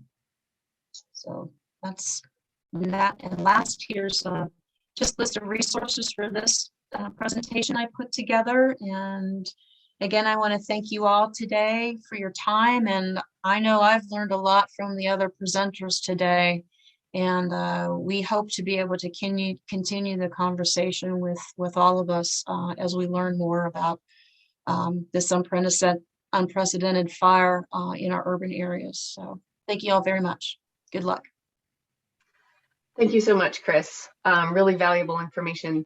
So to those of you who might be seeing all of these resources that she has shared, it's a lot to try to copy down. So again, we're going to share this information in a follow-up email. You'll also have access to this recording, so you'll be able to come back to it. So I just want to really thank all of our panelists for all of the excellent information that you've provided. I'm not closing yet. We're gonna get to the Q&A part, but just to wrap up the official sort of program, We just want you to know that we want to do this together. Rebuilding and renovating after this devastating event is going to take time, and CSU Extension is here for you and our community and all of these folks that have helped with this presentation today. So I am now going to stop sharing my screen, and if all of the panelists would go ahead and turn your cameras on. We've been able to answer several questions, or a lot of questions, but I'm going to go ahead and direct some to people specifically. I think some will be obvious who they go to, and others I'll just read it out, and whoever feels ready to jump in, please do. So one is to soils and soil testing. Are there other chemicals not tested, like pesticides, that we should be worried about that may have been aerosolized during the fire and deposited on the garden? I'll take a stab at that question. That's a great question. Mike and myself and some other professors here at CSU, we discussed this before I've been online today. And yeah, there's, you never know what actually burned within this fire because of, it's not a quote typical fire that we see in the Western US. It's not a canopy fire. It's not a forest fire. And, I think we were in agreement, Mike, you can back me up on this, but we were in agreement that there are just so many unknowns with this fire that there's likely contaminants there's potential contaminants. I shouldn't say likely. There's always the potential for contaminants that may be present that, a normal quote soil testing lab just simply can't test for, organic contaminants, polyaromatic hydrocarbons, etc. So, I think we came to an agreement at CSU behind the scenes that err on the side of caution, wear clothes, long sleeve clothes, gloves, masks. I chatted with somebody in the chat in the question and answer that you probably, when you're done working in these areas, if you're covered with ash or soot, to wash those clothes separately from everything else, which is something that we recommend when we're working in agro ecosystems and applying pesticides. Okay. Oh, go ahead, Mike. Yeah, I was just going to reiterate something that Jim said there. I know it's sort of an unsatisfying answer, but as Jim mentioned, there just are so many chemicals. And I think the folks in California are a little bit ahead of us on this one, just because they've been dealing with some of these kinds of fires for a couple of years now. And so the paper that I highlighted in my talk was sort of one of the first ones really that's come out. There isn't a huge amount of research done on these things, but that manuscript, peer-reviewed manuscript in a very reputable journal, did identify a huge number of compounds that you typically don't see in regular forest fires. And so I think Jim's advice to err on the side of caution is good advice. Okay, thank you. So this is again about soil stuff. What should those of us near the fires but didn't lose our homes do about ash removal from our gardens? Can we just rinse it down? Will the snow have washed it away? And I will say we've had several of those, like we've had snow, we're likely to get spring rains. What does that do for us as far as getting rid of those toxins?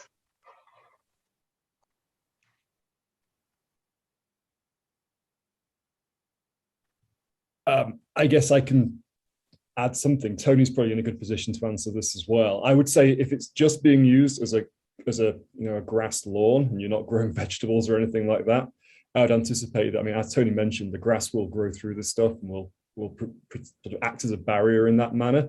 So I think a lot of the concerns with toxins and whatnot come when you're coming into contact with the ash a lot, or you're attempting to grow fruit and vegetables and whatever else in the ash. But I think if it's just being used for a lawn, I think if that lawn will grow through the ash and will sort of help mobilize it in situ, that's probably going to take care of a lot of those issues. Agree 100%. Okay, great. Thank you. I just add another comment. So, Darren, you brought up a nice diagram that showed accumulation of, in my case, potentially harmful inorganic compounds, heavy metals, trace elements. And you showed a really nice diagram that fruiting bodies in the plants that we grow typically do not accumulate to a great extent, relatively speaking, trace or inorganic contaminants. Leafy vegetables maybe to a relatively moderate extent, and root vegetables to a greater extent. And it's all relative, but I can tell you that that's true from 30 years of experience working in Eastern Colorado in areas where we work with trace and heavy metal contaminants in the environment.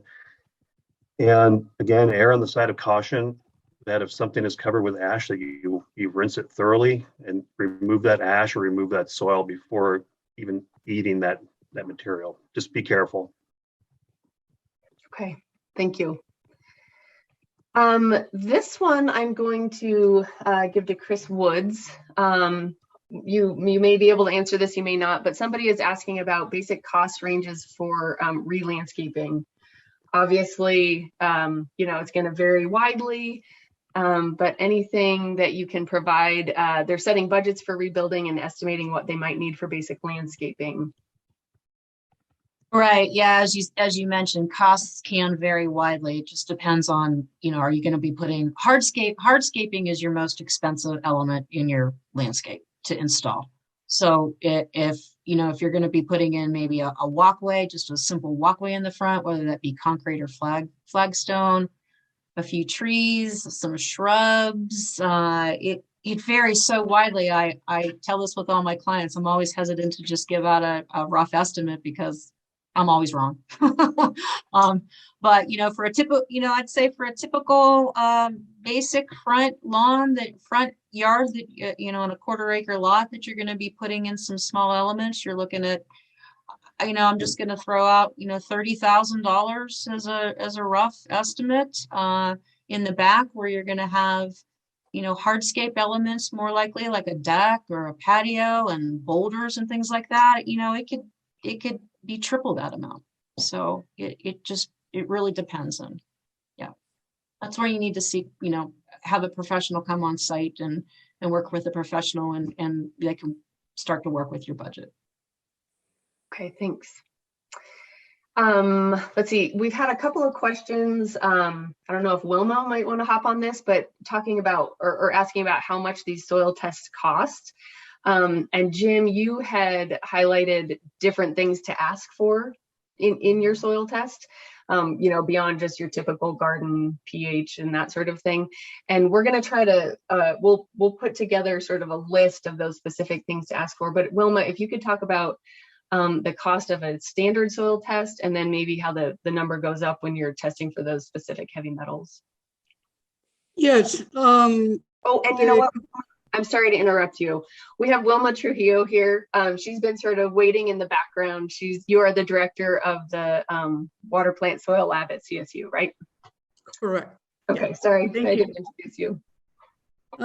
Yes, a complete test include PACC or soluble salts, NPK, and some of the trace minerals. It does cost $35.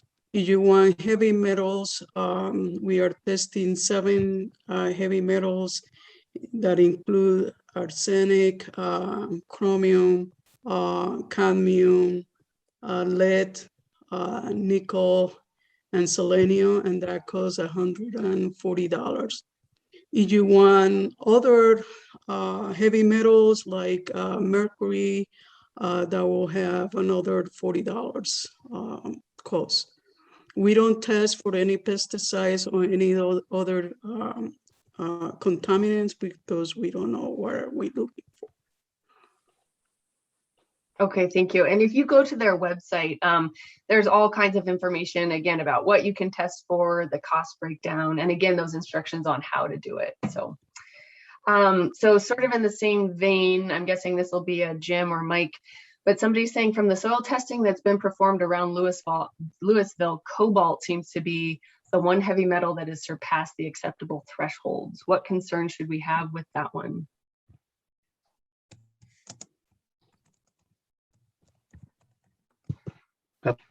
That's interesting. I would have to do some digging, to be honest with you. I'm not a cobalt expert. I can tell you the rough range that typically found in soils. I have a book in front of me. Typical range for soils, and this depends. This is a hard question to answer because I don't know what the concentration is of cobalt that was tested for. So sometimes people test for total cobalt or total elements, and some people test for plant available. I'll tell you the number that I have in front of me. Total cobalt in soils typically ranges from anywhere between 1 and 40 parts per million. That's milligrams per kilogram. And besides that, I can't give you a good answer right now. I'll have to do some digging. Maybe I'll defer to Mike or Wilma. I'm in a similar boat to you here, Jim. I think I'd have to do some digging around first before answering that effectively. Yeah, and that's certainly fair enough. Anyone else on that one? Okay, so requires, oh, go, yeah. So just quickly, again, I think that it's important to reiterate what Jim and Mike have been saying. In Colorado, heavy metals are not unusual in our soils. And so these concentrations are a bit higher, but a lot of it has to do with the bioavailability. So, soils have a remarkable capacity to be environmental buffers. And much of the things we've been talking about is that there is it's very context-based. In some cases, it's better to leave it. Other places it might be more appropriate for removal or remediation. So I think those are both, again, options, but the risk needs to be assessed by the individual. And again, on the safe side, be cautious with gloves, masks, and the big issue in Colorado is our dust, right? So we're a little bit different because the dust is sort of a major mechanism of mobilizing these materials, not only just sort of rain and snow. Okay, thanks. Thank you so much. And Gene Kelly, so I didn't give you a proper introduction, but he's also been waiting in the in the wings to answer questions. So thank you so much for being here too. We're getting lots of sort of general questions, and again, not sure who should answer, but just, is it safe to walk around our neighborhoods near burned down homes? Or is it safe to walk on our lawns or have our pets walk in the lawns where we had ash deposit? That sort of thing. I don't know if anybody can necessarily speak to that. I can speak a little to that just because what Gene Kelly just mentioned. And so, some of the work that I do at CSU actually crosses international boundaries. And I do some work in central China with lead contamination. And the major issue with an area like that, much like this area in the Marshall Fire, that area is arid to semi-arid, just like here in Colorado. And major contaminants that we deal with in those areas are moved around by wind.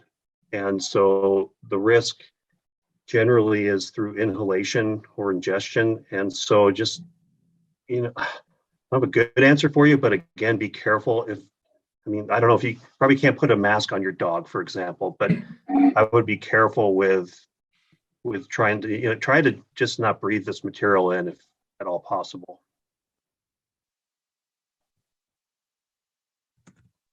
Okay, thank you. So I know a lot of people had spray mulch and hydro mulch put in as a measure to sort of keep that ash down in the very beginning. And somebody is asking where the spray mulch was used to hold the area for movement, should all of this be removed in total? Or do we want to leave that in place?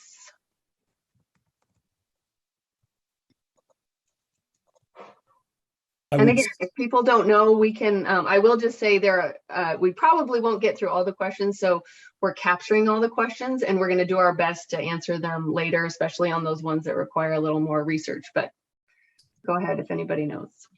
I would just say, I think it depends on what that area of land is being used, the future plan for that area of land is for. Again, if you're looking to grow fruits and vegetables in that area, probably looking to remove that kind of material. But if it's just going to be a grassy area, and it sounds like the grass will be able to become established there and sort of immobilize that material in situ. Okay, thank you. Speaking of grass, somebody asked, and I'm just scrolling through these trying to find them, how long will it take for the grass to create a barrier? Is that a one season kind of thing, or if you're really trying to establish that sort of buffer zone? I think it can happen pretty quickly. I've been telling people, I've been answering this question over and over. I should have cut and pasted it. You raise your mowing height as tall as you can get your mower, which might be 3.5 or 4 inches for some mowers. Don't start mowing until the grass needs to be mowed. I know some people just love mowing just to do it, but let that grass get to be like 4 or 5 inches tall before you mow it. Water it. Watering will wash that ash and sit down into the turf. I'm usually not a huge proponent of fertilizing a lot in the spring, but this might be a time when we want to encourage the grass really to grow, to speed up that forming that living barrier. and then wear a mask when you mow, for sure. But most of us are used to wearing masks anyway, so that shouldn't be a big problem for us. But yeah, the more you encourage that grass to grow, the taller you let it go, the quicker that barrier is going to form. So those would be my recommendations. Okay. And use a mulching mower and not one that's throwing, the side discharge thing. So. Great, to sort of control that a bit more. Okay, thanks. We have a few tree questions now for Chris Lichty. Is there anything that should be done to trees that did not burn but were directly downwind of fire? Some people are saying, they have pine trees that the flames didn't get to their site, but they're all brown. The needles are all brown on one side. Any suggestions beyond what you said for assessing that? And then also, do we just let rain and snow clean the trees and see what happens as we move into the growing season?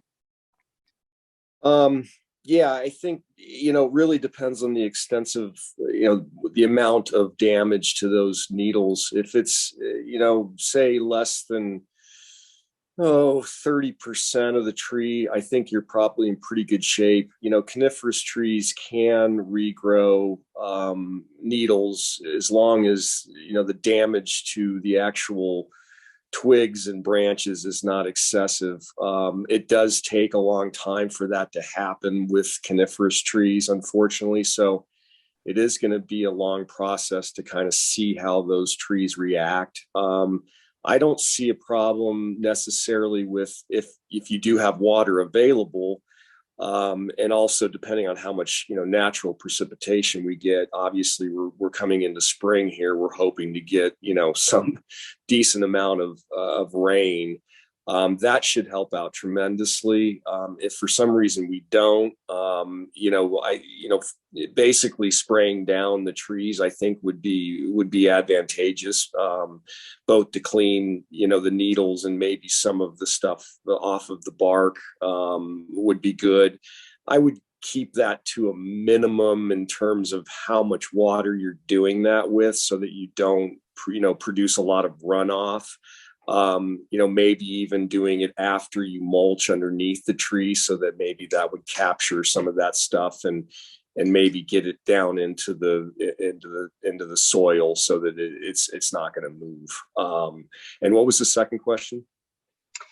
I think that was it. You covered Okay. it. Oh yeah. Okay. Well, the snow and rain. Yeah. The trees. Yeah, I think it just depends on what we get here in the coming months.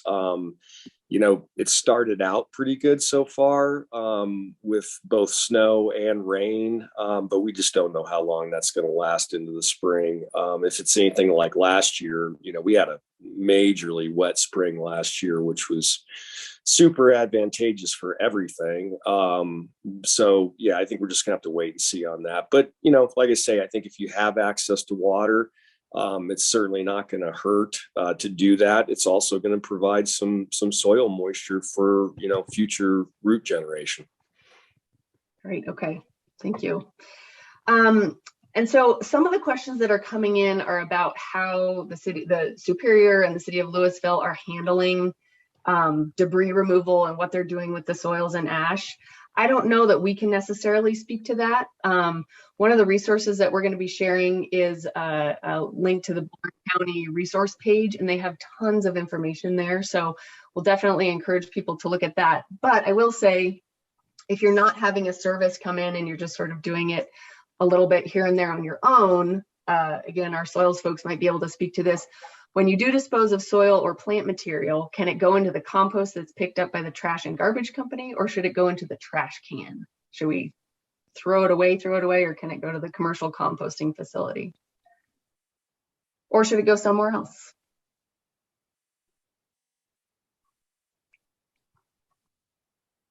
That's a tough question to answer. Yeah. I think that the question becomes whether it's hazardous or not, right? If we put it into a trash can, it ends up in a landfill.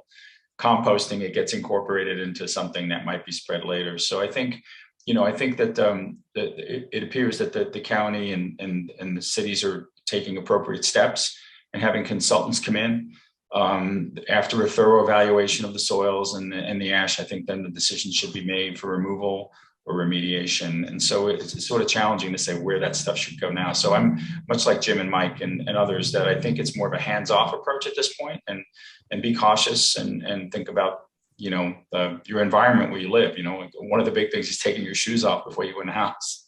They find that that's a really important part of not transmitting some of these materials into your living space. So anyway, I think it's I think there's going to require some patience, and I think Chris pointed out earlier, the recovery is going to take a while.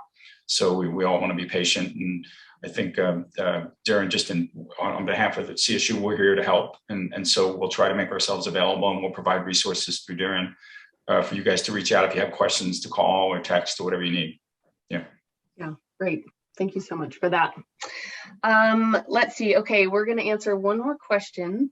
Want to be sensitive of everybody's time. It's 11:59 right now. We've talked a lot about, people have talked a lot about, like, don't disrupt the soil too much, don't kick up ash and debris, but somebody's saying, how safe is it to use leaf blowers during lawn maintenance? Is this potentially kicking up those contaminants and airborne particles? Is raking and throwing away leaves a safer alternative?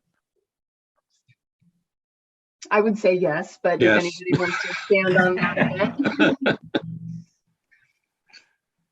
Yeah, I would say leaf blowers are going to stir stuff up more than you want. Yep. So And yeah, like raking is good exercise too. Good exercise. There you go. Wear your mask. Make sure you use your, you know, your proper PPE, personal protective equipment. But as Jean was saying, in our dry environment here, it's so easy for this to dry up and kick back up into our faces. And so you want to be really careful about not ingesting things. So we are at 12 o'clock. So I'm going to go ahead and thank all of our speakers. Thank you so much for our panelists, and to Wilma and Jean for jumping on to answer questions. Also had a lot of behind the scenes support from Amy Lentz and Kristen Anderson, who are also in the CSU Extension Boulder County office. So thank you so much to both of you. We hope that this has been informative and that some of your questions have been answered. And this is just the beginning of the conversation. So we are still all a resource for all of you. We hope to continue to be able to help out. Again, we are sending out follow-up resources, and there are going to be a ton of links, lots of information. So it's not meant to be overwhelming, but we just want to make sure that you have all of the information sort of at your fingertips that you can. Some folks have asked about having the question and answer portion sent to you in a PDF format. I don't know that we'll be able to do that, but we will try to provide some sort of access to that so that you can go back and review that sort of thing. And then, of course, once the video is up online, you can access that and review all of that. So thank you again so much to our panelists, and we wish everybody well, and hopefully you can get out and enjoy this beautiful spring weather. So thank you, everybody.